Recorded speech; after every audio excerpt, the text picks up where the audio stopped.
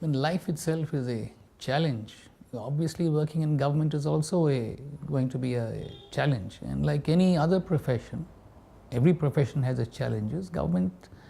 Working for government also has its challenges. It's not so much overcoming these challenges, it is the attitude that you have to the problems that you confront. And in government, these problems are more, these challenges are more, because all the time you're dealing with people. And when you're dealing with people, you can't satisfy people all the time.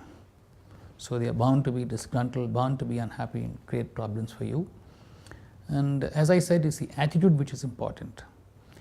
When working in government, it is not that behind every corner or behind every street there is a demon or a dragon waiting to swallow you up. You've got to be very careful. It's not that. Once people know that you're straightforward, you have certain principles in life, and there's an honesty and purpose, and things falls into place. When always people talk about government, they talk about corruption. Corruption is important, but to me, what is more important is financial honesty. More than financial honesty, what is important is intellectual honesty, having certain principles, believing in those principles, and standing by those principles no matter what the cost is. And at times you pay for the cost because honesty is always on trial.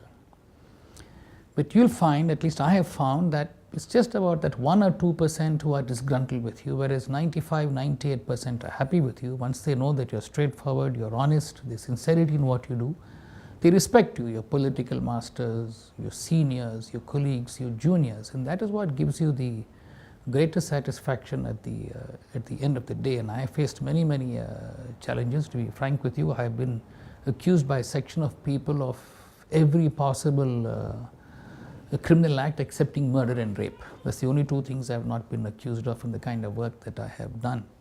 But then no regrets.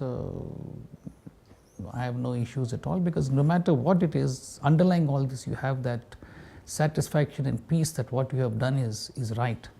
And what is the basis for this peace and satisfaction? Obviously, it is the prayers that you pray and reading the Word of God. It is these two things which give you that sustenance to go through and take things in your stride, not so much as fighting and quarreling and facing challenges.